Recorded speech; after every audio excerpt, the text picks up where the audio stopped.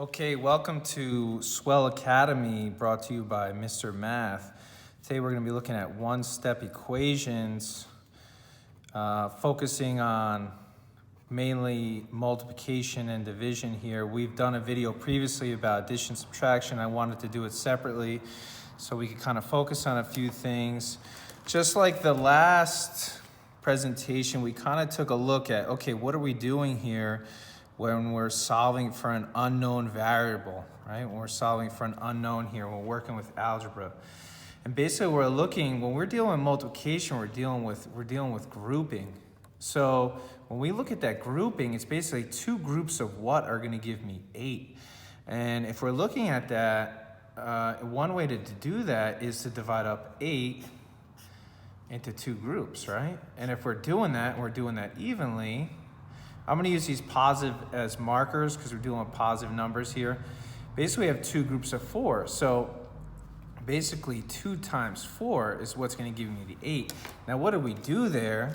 Basically, what we did was we divided, right? We took the 8 and divided. Now, what is that happening there? Okay, that's the idea, what we talked about in the other video. And this here is that inverse operations, okay, doing the opposite.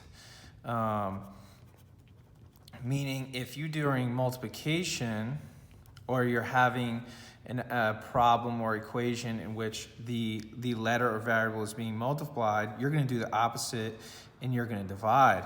And this multiplying idea is basically kind of referring to that grouping aspect of it. Yes, we want to multiply, but in order to find out what it is that our variable, what it is that our groups are for, the dividing has taken place. And to kind of check our work, that's where we say, okay, 2 times what number? Well, we figured it to be 4 equals 8. And yes, in fact, 8 does equal 8. That's a check there. Now, this is where we're dealing with multiplication. What about a problem where, okay, we have a variable that's now being divided? And basically we're looking, okay, if we ended up with two groups of 6, and we'll use these positive as markers again, what was it that I started with after dividing? Now again, we're working backwards in a sense and figuring out what it was that was in here. In order to do that, I'm going to take these groups of 6 and basically multiply it by 2. And if I did that, that's where I would end up with the 12 in this box. That's where I end up with this 12. Right? I'm taking these two groups of 6 and I'm multiplying it by 2. And that's where that inverse operation comes into play, where if I'm dividing, right, this mark here, this fraction bar, refers to dividing. That's when we're talking about dividing here. That's another symbol for dividing. So if we're dividing, in order to get or isolate this variable, get it by itself, I have to do the inverse or opposite and multiply, and that's where we get 6 times 2, x equals 12, right? And it could work with any number. I know we're working with 2 here, but basically if I took a certain group or amount, and divided into 3 groups, and let's say I ended up with, in this case, I ended up with 9. Now again, we're going to do inverse operations. We want to do the opposite here. Multiply both sides by 3. This is dividing. So in order to basically cancel this out, get x by itself, we'll do the opposite, right? And again, you're thinking about opposites. Basically, if I add 3 and subtract 3, I'm just ending up with 3. If I divide 3 and multiply by 3, I'm just ending up with whatever I had in the beginning. And now this 9 times 3, that's what's going to give me that 27. Now, there are a few things you want to consider, especially dealing with signs and whatnot. So let's take a look at a couple questions where now we're kind of bringing into light those negative signs. Now, generally you won't see a positive in front of this 8, but I'm going to put it there so we can kind of see what are some patterns that are going to happen. Now again, this is multiplying, so I divide. And make sure that if you're dividing, you're not dividing 2x, you're dividing this number here, okay? You're trying to get x by itself, so you're not going to include the x in this division. But you are going to include the negative sign, and this will cancel out both sides. Now, one thing you want to consider is this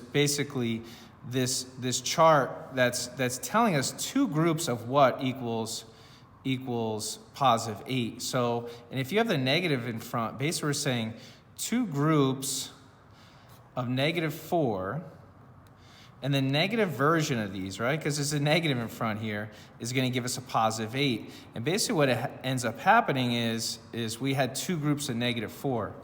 And what you're doing is you're looking at this basically chart of multiplication division, right, of signs, this chart of signs that you will see, which tells you two positives equals a positive, a negative and a positive equals a positive and a negative equals a negative. But if you have two negatives, that'll in fact equal a positive. And that's what we have here. We have the negatives in here and this negative on the outside. And if I did -2 times the -4, I would get, in fact, this positive 8. So once these signs are included, that's something you definitely need to start paying attention to. So this is an instance where we had negative and positive, but let's say, and let's include some division here. Let's say this is, let's make this 10, and we'll make it a negative, and we'll make this a -3. Now, the 10 is dividing, right? This is what this fraction symbol means. So we're going to multiply both sides by -10. We're going to do the opposite in this case, okay? And in doing that, we get x by itself, right? And that's how we find out what this represents. But looking back on our chart, we realize we have a negative and negative here, and that negative and negative will actually give us a positive 30. And it makes sense because if you took 30 units and you divided them into groups of -10, you would have 3 negative groups. There are a couple other special cases you want to take a look at, just dealing with zeros. So anytime you have an algebra problem and you're dividing and you're just going to end up with a 0 result. And same thing if you divide a number by a number and it's equal to 0 and you multiply both sides by 2, that is also going to give you a 0. Now remember, you can't have success without failure. They are the same thing in a sense, right? In order to get something right, you probably have to get it wrong. Thanks for stopping by. Math is easy with hard work.